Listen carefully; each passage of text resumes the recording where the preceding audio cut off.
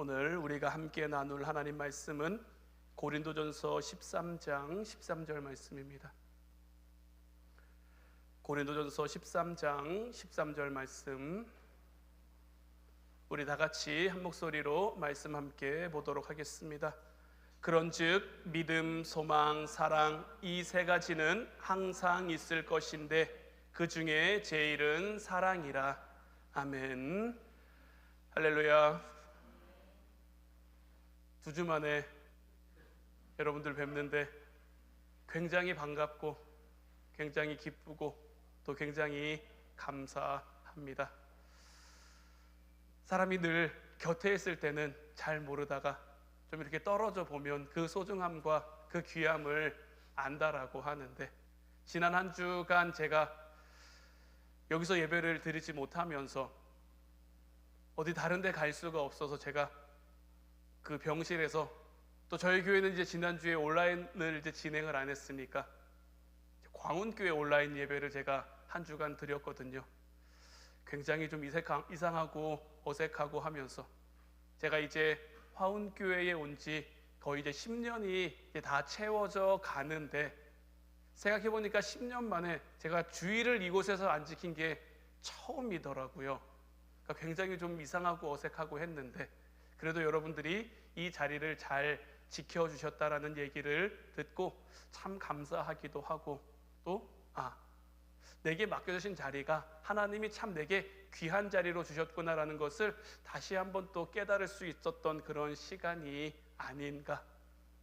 또 이제 지난주 제가 온라인 예배를 광운교회 걸로 드리면서 또 하나님이 또 그 말씀 가운데 오늘 함께 나눌 그 말씀을 또 저한테 주셔가지고 그 말씀을 여러분들과 함께 나눌 수 있어서 또 더 저에게도 은혜가 되고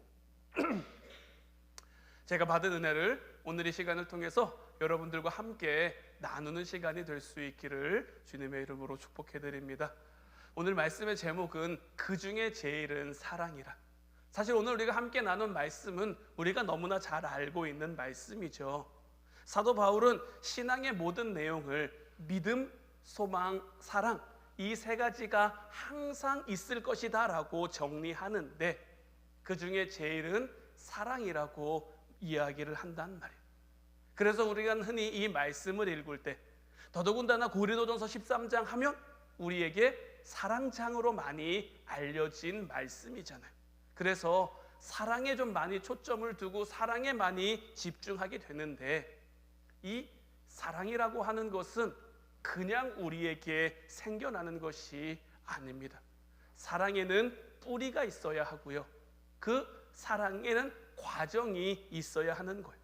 그래서 믿음이 있어야 하는 것이고 소망이 있어야 하는 것이고, 믿음을 통해 소망으로, 소망을 통해 사랑으로 연결돼 우리를 통해 그 사랑이 완성될 수 있어야 하는데, 그래서 오늘 이 시간 우리는 믿음은, 또 소망은, 사랑은 우리에게 어때야 하는지를 함께 나누며, 하나님께서 우리를 어떻게 만들어 가시기를 원하는지, 하나님께서 우리를 어떻게 변화시켜 가시기를 원하는지를 함께 나누며 은혜 나누는 시간 될 수 있기를 주님의 이름으로 축원해 드립니다. 먼저 믿음이라고 하는 건요, 전적으로 하나님 편에서 시작되는 은혜입니다. 믿음은요, 내 편에서 시작되는 게 아니라 하나님 편에서 시작되는 은혜예요. 지난 주일은 성령 강림 주일이기도 하고 웨슬리 목사님의 회심 기념 주일이기도 합니다.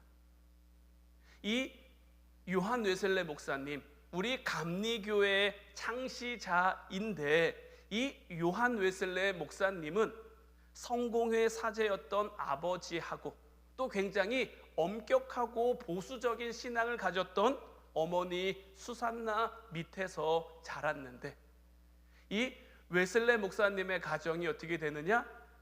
19자녀입니다. 19남매 중에 요한 웨슬리 목사님은 15번째. 아버지는 늘 집을 떠나 있어요. 전도를 이제 이유로, 말씀 전하는 것을 이유로 늘 그럼 19명은 다 오롯이 어머니가 신앙을 교육하면서 또 가정에서 교육하면서 요한 웨슬레 목사님도 그래서 훗날 고백하기를 무엇을 고백하느냐? 내가 여러 명의 신학자들을 만났지만 여러 명의 교수를 만났지만 여러 명의 목사님을 만났지만 내게 신앙적으로 가장 큰 영향을 미친 건 내 어머니 수산나 웨슬레였다라고 고백할 정도로 굉장히 이 어머니 밑에서 엄격한 신앙, 보수적인 신앙에 대한 교육을 받으며 자랐어요.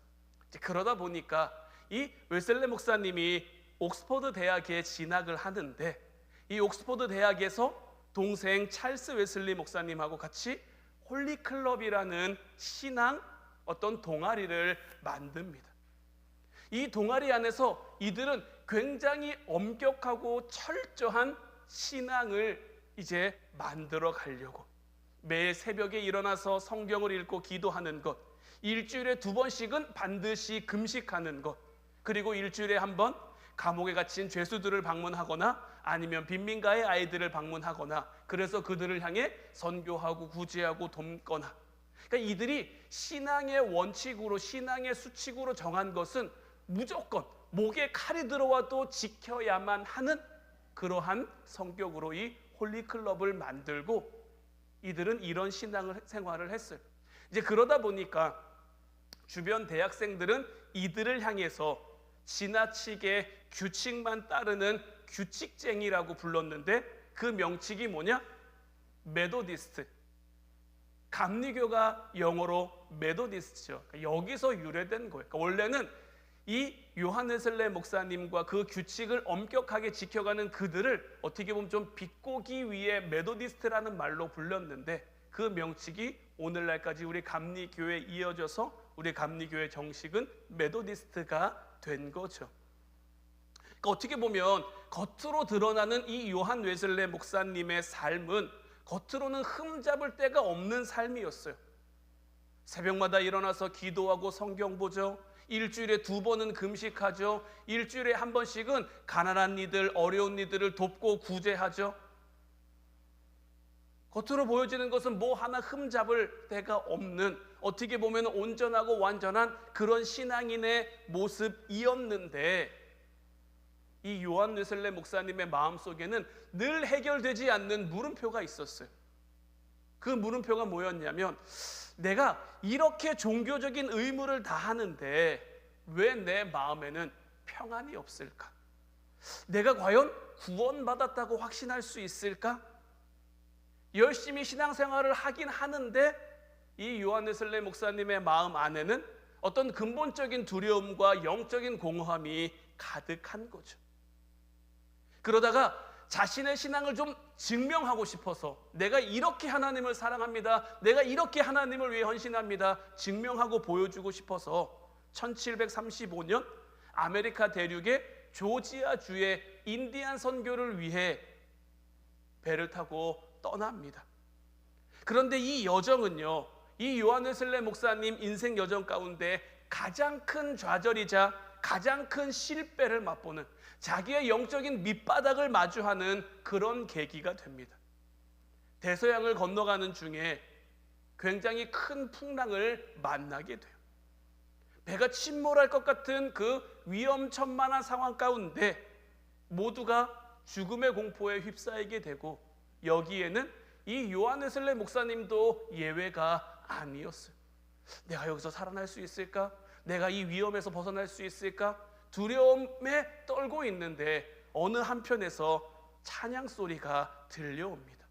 굉장히 평안하게 기쁨으로 찬양하는 한 무리의 사람들이 있었는데 이들이 독일의 개신고 경건주의자들의 모임인 모라비안 교도들이었어요.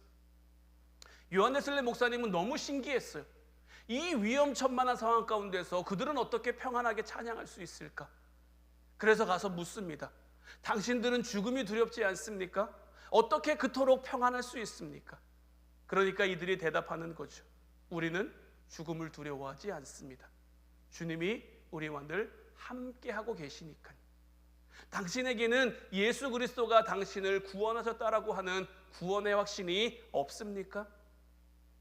이 질문이 요한 웨슬레 목사님의 가슴에 비수처럼 다가와 꽂힙니다.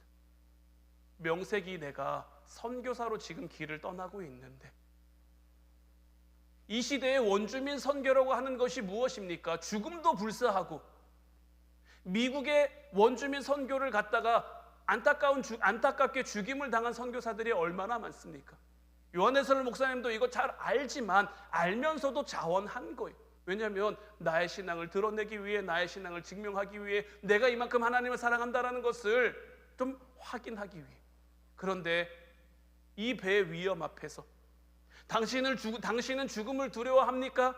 예수님과 함께하는 확신이 없습니까? 라는 그 질문이 자기에게 정말 비수처럼 다가와 꽂히고, 정작 나에게는 이 구원의 확신이 없었다라는 것을 깨닫게 되는 거죠. 결국 조지아주에서의 선교마저도 여러 사람들과의 갈등 가운데 실패로 끝이 나게 되고, 그는 패배감에 젖어 다시 영국으로 돌아오게 됩니다. 영국으로 돌아온 이 웨슬레 목사님은 모라비안 교도의 지도자인 피터 벨러를 만나 상담하면서 행위가 아닌 오직 믿음, 솔라 피데라고 하죠. 이 오직 믿음으로 얻는 구원에 대해서 눈을 뜨기 시작합니다. 그리고 마침내 이 요한 웨슬레 목사님의 어떻게 보면 운명이 바뀐 그날이 찾아오는데, 그날이 언제냐? 1738년 5월 24일, 그러니까 지난 주일이었던 거죠. 날짜로는 그날 밤 8시 45분경에 이 영적으로 극한 침체에 빠져있는 이 웨슬레 목사님은 런던의 올더스게이트라는 거리에서 열린 한 작은 모임에 참석하게 됩니다. 이것도 자기가 참석하고 싶어서 참석한 게 아니에요. 그냥 주변의 권유로 하는 수 없이 참석했고, 그가 그곳에 들어가니까 한 사람이 마틴 루터의 로마서 주석 서문을 읽고 있었는데, 하나님께서 믿음을 통해 우리의 마음을 어떻게 변화시키는지를 설명하는 그 대목을 듣는 중에 이 요한 웨슬레 목사님 마음에 굉장히 큰 영적인 지각 변동이 일어납니다. 요한 웨슬레 목사님은 후에 이날의 일을 일기로 기록했는데, 이 일기의 내용을 보면 8시 45분경 한 사람이 그리스도 안에 있는 믿음을 통해 하나님께서 마음에 일으키시는 변화를 설명하고 있었다. 그때 나는 내 마음이 이상하게 뜨거워짐을 느꼈다. 참 신기한 표현이죠. 내가 결심했다도 아니고, 내가 깨달았다도 아니고, 내가 성공했다도 아니고, 이상하게 마음이 뜨거워졌다. 이것은 무엇을 의미합니까? 믿음이라고 하는 건요, 철저히 내 편에서 시작되는 게 아니다라는 거예요. 에베소서 2장 8절 말씀을 보면, 너희는 그 은혜에 의하여 믿음으로 말미암아 구원을 받았으니 이것은 너희에게서 난 것이 아니요 하나님의 선물이라. 우리는 종종 믿음이라고 하는 것을 자꾸 내 결단이라고 생각합니다. 내가 더 잘 믿어야 된다. 내가 더 열심히 믿어야 된다. 내가 더 거룩해져야 된다. 물론 그런 노력도 필요합니다. 하지만 믿음의 출발이 우리에게 있지 않다라는 것을 우리는 늘 기억하며 살아갈 수 있어야 되는 거예요. 믿음이라고 하는 건요, 하나님께서 우리에게 은혜로 주시는 선물인 거예요. 믿음이라고 하는 것은 철저하게 하나님이 우리에게 먼저 찾아오셨음을 깨닫는 것이고, 이 깨달음 역시 내가 깨닫는 것이 아니라 하나님이 깨닫게 해주시는 거죠. 믿음이라고 하는 건요, 내가 하나님을 붙드는 것이 아니라 하나님이 먼저 나를 붙들어 주셨음을 내가 깨닫는 것이고, 이것 또한 내가 알게 돼서 깨닫는 것이 아니라 하나님이 그렇게 해주신 것을 내가 알아가는 거죠. 하나님께서 우리를 먼저 사랑하신 거예요. 하나님께서 우리를 먼저 불러주신 거예요. 성경의 모든 구원 이야기, 하나님께서 성경을 통해 우리에게 들려주시는 모든 역사적 사건들은요, 다 하나님이 먼저 시작하신 이야기인 거예요. 이것을 깨달을 때 우리도 요한웨슬레 목사님이 그랬던 것처럼 이상하게 우리 마음이 뜨거워지는 거죠. 이상하게 눈물이 나는 거죠. 이상하게 놀라운 우리의 새로운 인생이 시작되고 펼쳐지게 되는 거죠. 아마 여러분들도 처음 은혜를 받았을 때 정말 이상하게 마음이 뜨거워지는 그런 경험들이 다 있을 거예요. 한동안 잊고 있었을 수도 있지만, 한동안 놓치고 있었을 수도 있지만, 바라기는 오늘 함께 예배하는 저와 여러분들의 마음 가운데 하나님이 부어주시는 이 이상하게 마음이 뜨거워지는 놀라운 역사가 있을 수 있기를 주님의 이름으로 축원해 드립니다. 지금 저기 뒤에 보면은 멜론 항상자가 저희랑 같이 예배를 드리고 있죠. 저 멜론이요, 우리 김혜경 집사님 남편인 우리 김영국 성도님이 보내주신 건데, 아직 왜 보내셨는지 몰라요. 집사님도 모른대요. 보내라고 뭐 이야기한 것도 아니고, 보내면 어떨까라고 권한 것도 아니고, 그냥 뭐 주소도 집사님한테 물어본 게 아니라 그냥 찾아서 이렇게 교회로 보내셨다라고 하더라고요. 그래서 저는 저 얘기를 이제 들으면서 기도했어요. 하나님, 이번 주에는 저 멜론이 올라와서 예배 드리지만 곧 하나님이 우리 김용국 성도님의 마음 가운데 이상하게 그 뜨거워짐, 사람이 하려고 하면 안 돼요. 이상하게 뜨거워지는 그 마음을 우리 김용국 성도님의 마음 가운데 부어주셔서 이제 멜론 대신 본인이 와서 함께 예배 드릴 수 있는, 우리 성도님들 가운데는 우리 믿지 않는 가족들을 위해서, 아직 믿음이 약한 가족들을 위해서 기도하는 성도님들 계신데, 물론 우리가 그들을 위해서 끝까지 기도해야 되지만 결국 역사는 누가 하는 겁니까? 하나님이 하시는 거잖아요. 요한웨슬레 목사님 보세요. 그토록 열심히 신앙생활 했잖아요. 신앙의 모양은 있었단 말이에요. 신앙의 형태는 있었단 말이에요. 하지만 그 안에 하나님이 부어주시는 마음이 없으니까 그토록 열심히 하고도 공허할 수밖에 없었는데, 그토록 헌신하고도 그 마음이 불안할 수밖에 없었는데, 이상하게 뜨거워지는 마음을 하나님께서 부어주시고 나니까 변화돼요. 하나님께서 그들의 마음속에도 이런 마음 주실 날이 곧 임하리라고 저는 믿고 확신합니다. 그날을 위해 함께 기도함으로 하나님 믿음의 역사가 저희들 가운데 이루어짐을 간증할 수 있기를 주님의 이름으로 축원해 드립니다. 자, 믿음은 이렇게 하나님 편에서 시작되어지는 것이고, 그러면 이제 다음은 소망인데, 이 믿음이라고 하는 것은 반드시 소망으로 이어져야 하는 거예요. 그러니까 믿음은 하나님께서 우리에게, 그러니까 예를 들면 지금 요한웨슬레 목사님처럼 이상하게 마음이 뜨거워지는 그런 거잖아요. 이상하게 마음이 뜨거워지면서 이전에 믿어지지 않던 것들이, 이전에 확신하지 못했던 것들이 믿어지고 확신하게 되고 깨달아지는 그런 사건이잖아요. 그럼 이런 사실이 우리 가운데 믿어지게 되면 우리 안에 어떤 역사가 일어나야 되느냐? 소망이 생겨야 하는 거예요. 요한웨슬레 목사님의 소망은 무엇이었느냐? 모든 것 중 가장 나은 것은 하나님이 우리와 함께 하십니다. 이전에는 이런 확신이 없었죠. 열심히 신앙생활하는데, 말씀 보는데, 기도하는데, 금식하는데, 구제하는데, 선교하는데 하나님이 나와 함께 하신다는 확신이 없었어요. 그런데 하나님이 그의 마음을 이상하게 뜨거워지게 하면서 모든 것 중 가장 나은 것은 하나님이 나와 함께 하심이라는 소망을 부어주신 거고, 이 소망이 그에게 부어졌기 때문에 요한웨슬레 목사님은 요한웨슬레 목사님으로서의 삶을 살아갈 수 있게 되는 거예요. 그에게 주어진 현실이 달라졌습니까? 그에게 주어진 상황이 달라졌습니까? 아니요. 주어진 현실은 달라지지 않았어요. 주어진 상황은 달라지지 않았어요. 하지만 주어진 삶을 바라보는 그의 눈이 달라진 거예요.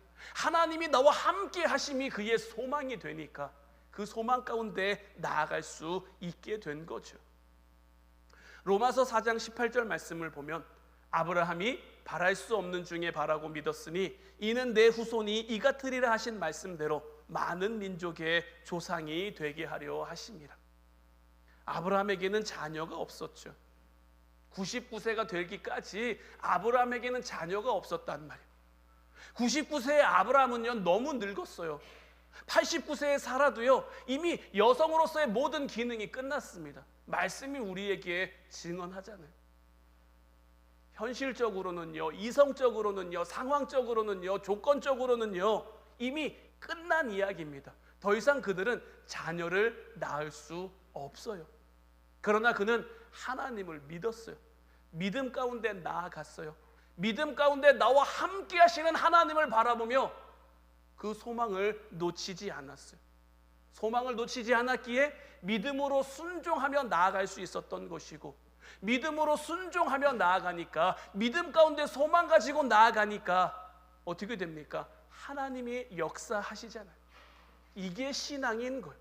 현실을 보고 포기하는 것이 아니라, 주어진 상황 때문에 좌절하는 것이 아니라, 주어진 현실 때문에 낙심하는 것이 아니라, 모든 것들 가운데 함께 하시는 하나님을 바라볼 수 있는 것, 하나님이 나의 소망 되심을 내가 확신하며, 믿음은 하나님 편에서 하나님이 내게 주신 거라면요, 이제 소망은 내 편에서 하나님을 바라보는 겁니다. 하나님과 나는요 서로 마주보는 사이가 되어야 되는 거예요. 하나님이 나만 일방적으로 바라보는 것도 안 되고요, 나만 하나님을 일방적으로 바라보는 것도 안 되고요, 하나님도 나를, 나도 하나님을 서로 함께 바라봐야 되는 거예요. 우리나라 속담 가운데 손뼉도 마주쳐야 소리가 난다라는 것이 있는 것처럼, 나 혼자 아무리, 하나님 혼자 아무리 우리를 사랑하셔도, 하나님 혼자 아무리 전전긍긍하셔도 우리가 하나님을 바라봐 주지 않으면, 물론 하나님이 하실 수 있지만, 하나님은 얼마든지 이룰 수 있지만, 하나님은 우리를 통해서, 왜요? 우리를 통해서 하나님 나라가 이 땅 가운데 세워지길 원하고, 하나님이 그것이 하나님의 기대이자 하나님의 소망이니까요. 우리도 이제 하나님을 믿는다면, 하나님을 믿게 됐다면 주어진 상황 가운데 낙심하고 낙담할 것이 아니라 함께하는, 요셉의 삶을 보면 어떻습니까? 형들에 의해 애굽의 노예로 팔려가죠. 억울하게 누명을 쓰고 감옥에 갇히죠. 현실적으로 그에게 무슨 소망이 있겠습니까? 노예로 팔린 시점에 그의 인생은 끝났죠. 감옥에 들어간 순간 그의 인생은 종친 거란 말이에요. 무슨 소망이 있습니까? 무슨 희망이 있습니까? 말이나 제대로 통하는, 자기의 처지를 누가 제대로 알아주기나 하는 그런 곳입니까? 젊은 이방인 노예였던 그런 그가 감옥에 들어갔는데 그의 억울함을 누가 풀어줄 수 있겠습니까? 그러나 그는 그곳에서도 소망을 잃지 않아요. 그것에서도 하나님 바라보는 것을 멈추지 않아요. 창세기는 그 하나님 바라봄을, 요셉에게 소망이 있음을 무엇이라고 표현합니까? 하나님과 함께함으로 하나님이 그의 삶을 형통하게 했다라는 거죠. 어디가 형통입니까? 무엇이 형통입니까? 주어진 현실은 형통이 아니잖아요. 주어진 상황은 형통이 아니잖아요. 하지만 하나님을 바라봄이 형통이고요, 하나님에게 소망을 둠이 형통인 거예요. 하나님이 하시고자 하면 아무리 큰 문제라도 손바닥 뒤집듯이 얼마든지 뒤집을 수 있는 것이 하나님의 일하심이고 하나님의 역사하시기 때문에, 요셉은 그곳에서도 하나님 바라봄을 멈추지 않고 하나님께 소망 두기를 멈추지 않은 거예요. 우리의 삶도 마찬가지가 되어야 합니다. 우리도 믿음 생활하다 보면, 우리도 신앙 생활하다 보면 때로는 말로 설명할 수 없는 그런 여러 가지 일들을 만나게 되죠. 왜 이런 병이 내게 생겼는지, 왜 이런 어려움이 내게 주어졌는지, 기도하는데 왜 응답이 없는 것 같은지, 내가 열심히 믿는다고 믿는데 열심히 한다고 하는데 왜 나아지는 게 없는 것 같은지. 그러나 이러한 모든 때도 우리에게 필요한 것은 무엇입니까? 소망인 거예요. 우리가 하나님을 바라보는 것, 나와 함께 하시는 그 하나님을 믿고 내가 바라보는 것. 소망은 문제가 없다는 뜻이 아닙니다. 문제보다 크신 하나님을 내가 바라본다라는 거예요. 소망은 길이 보인다는 게 아니라 길을 만들어 가시는 그 하나님을 내가 믿고 신뢰한다라는 거예요. 그래서 우리가 로마서 말씀을 함께 나누면서도 봤습니다마는, 로마서 8장 28절 말씀을 보면, 우리가 알거니와 하나님을 사랑하는 자 곧 그의 뜻대로 부르심을 입은 자들에게는 모든 것이 합력하여 선을 이루느니라. 여기서의 모든 것은 좋은 것만 가리켜 말하는 게 아니죠. 우리가 로마서의 말씀을 나눌 때도 여러분들에게 충분히 설명을 드렸습니다마는 이 모든 것 가운데는 우리의 아픔도 포함돼요. 우리의 눈물도 포함돼요. 우리의 실패도, 우리의 상처도, 우리의 모든 것이 다 포함되는 거예요.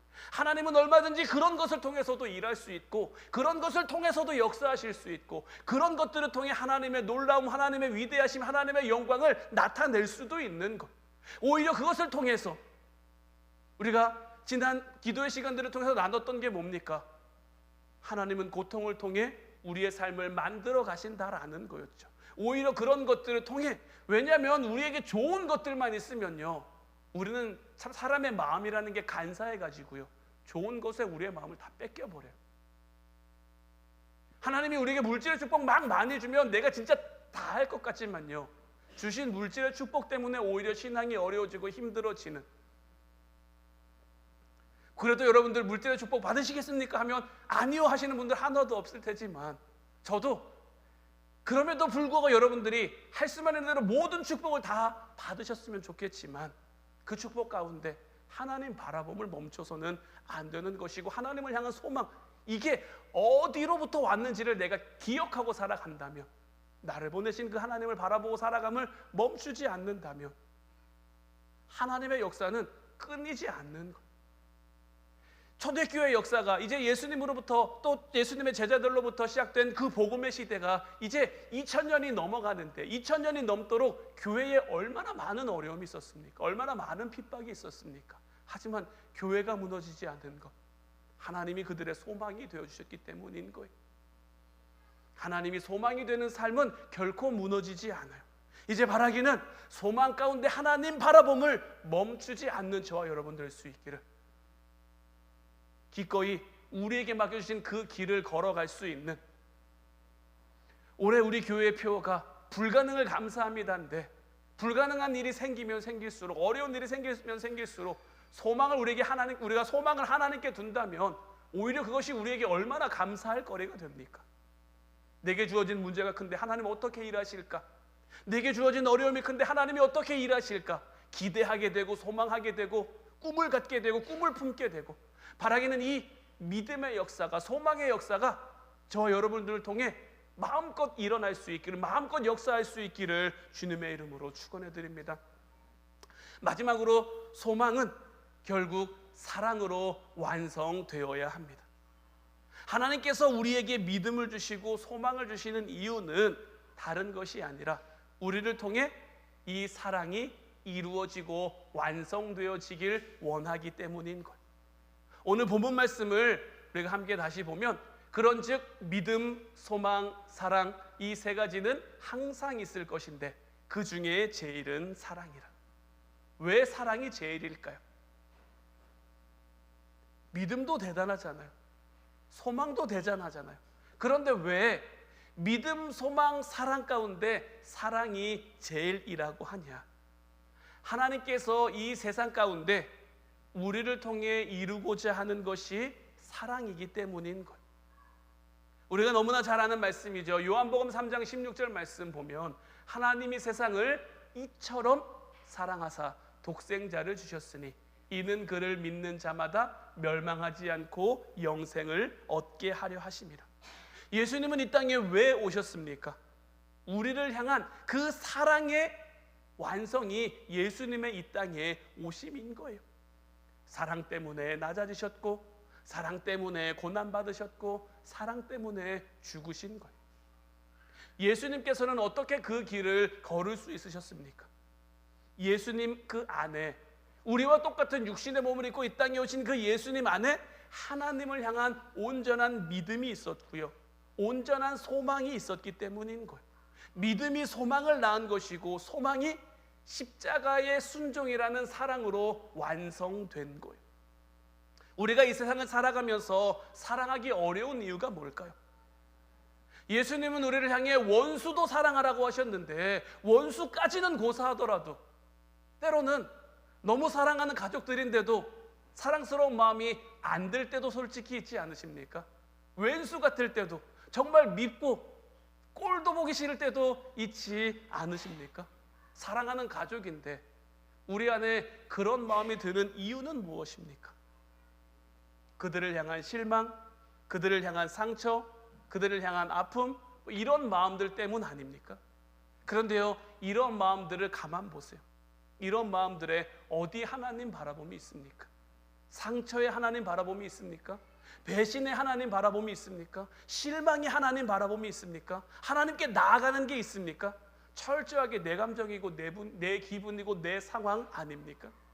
하나님께서 우리에게 믿음을 주시고 소망을 주시는 이유는요, 이런 세상이지만 서로에게 아픔을 주는, 서로에게 상처를 주는, 서로에게 실망을 주는 이런 세상이지만, 이런 세상 가운데 나와 함께 하시는 하나님, 나를 사랑해 주시는 그 하나님을 내가 믿고 그 하나님께 소망을 두고 하나님이 내게 주신 사랑을 이 땅 가운데 완성해 가기 위함인 거예요. 사랑은 감정이 아닙니다. 갈라디아서 5장 22절 23절 말씀을 보면, 오직 성령의 열매는 사랑과 희락과 화평과 오래 참음과 자비와 양성과 충성과 온유와 절제니 이 같은 것을 금지할 법이 없느니라. 사랑은요, 성령의 열매입니다. 사랑은 열매예요. 하나님이 우리로 하여금 맺게 하시는 거룩한 성령의 열매가 사랑인 거예요. 그래서 이 열매를 맺도록 하기 위해, 이 사랑이라는 열매를 맺도록 하기 위해 하나님께서는 우리에게 믿음을 주시는 거고요, 믿음 가운데 소망을 품게 하시는 거예요. 그리고 성령의 열매도 보면요, 사랑이 있어야 그 뒤에 열매들도 쭉 이어져 갈 수가 있는 거예요. 사랑이 있어야 희락, 화평, 오래 참음, 자비, 양성, 충성, 온유, 절제, 이런 식으로 이어져 가게 되는 거예요. 우리가 하는 사랑, 인간의 사랑, 육신의 사랑은 오래 가지 못합니다. 왜냐하면 그 가운데 믿음이 없으니까요. 설교를 시작하면서 사랑에는 뿌리가 있어야 한다고 말씀드렸죠. 사랑에는 과정이 있어야 한다고 말씀드렸죠. 믿음이 사랑의 뿌리인 거고요, 소망이 사랑의 과정인 거예요. 믿음 없는 사랑은 결코 오래 갈 수가 없고요, 소망 없는 사랑은 쉽게 지칠 수밖에 없어요. 요한웨슬레 목사님의 삶도 보면은, 이 요한웨슬레 목사님이 그렇게 올더스게이트에서 회심하고 난 다음에 이상하게 마음이 뜨거워짐을 경험한 다음에 그가 하나님을 위해 헌신한 내용을 보면요, 그는 세계는 나의 교구다 라는 그런 주장을 펼치면서 선교와 전도와 복음 전하기에 힘쓰는데요, 그가 복음을 전한 거리가 40만 킬로랍니다. 40만 킬로. 40만 킬로면요, 지구를 10바퀴 돌 수 있는 거리래요. 직선으로만 놓으면요, 지구에서 달까지 갈 수 있는 거리래요. 그만큼 많은 긴 거리를 다니면서 그가 평생에 설교한 설교가 42,000번이랍니다. 42,000번 설교를 하려면 1년에 적어도 1,000편 이상씩의 설교를 해야 되는, 그러면 매달 100번 이상의 설교를 해야 되는 그런 것들, 40만 킬로를 다니면서 매달 100번 이상의 설교를 하는 그러한 삶을 살아갈 수 있는, 지칠 법도 한데 힘들 법도 한데 그렇게 살아갈 수 있는 것은 하나님이 주시는 믿음의 확신이 있으니까. 사도 바울의 삶도 마찬가지 아닌가요? 다메섹 도상에서 예수님을 만난 이후로 매를 맞아도, 감옥에 갇혀도, 핍박을 당해도 복음 전하기를 멈추지 않을 수 있었던 것은 하나님이 그 마음에 부어주신 믿음이 있었고, 믿음 가운데 주님을 바라보는 소망이 있고, 그 믿음과 소망이 있으니까 나를 미워하는 그들이지만, 나를 박해하는 그들이지만 주님의 사랑을 품고 그들에게 그 사랑을 전할 수 있었던 거 아닙니까? 아브라함 보면 또 어때요?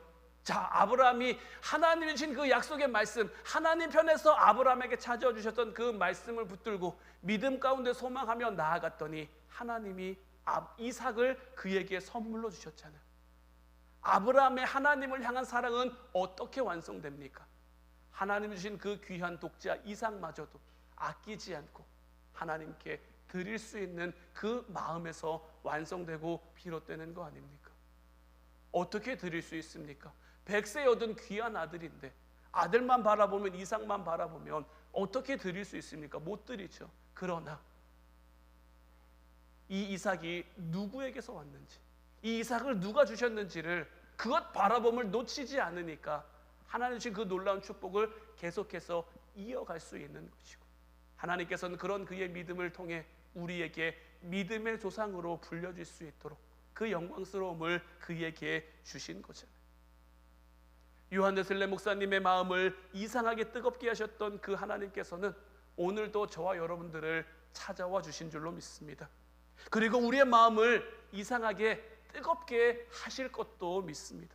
오늘 우리 안에 그 역사가 이루어지기를, 믿음으로 시작하고 소망으로 견디며 사랑으로 완성해 가는, 하나님이 우리를 통해 그토록 이루고 싶어 하시는 그 하나님 나라를 저와 여러분들에게 맡겨주신 그 삶의 자리 가운데 이제 세워갈 수 있는, 완성해 갈 수 있는 저와 여러분들 될 수 있기를, 그 중에 제일은 사랑이라고 말씀하셨는데 이제 우리의 삶의 자리를 통해 그 사랑을 이루어갈 수 있는 저와 여러분들 모두가 될 수 있기를 주님의 이름으로 축원해 드립니다. 기도하겠습니다.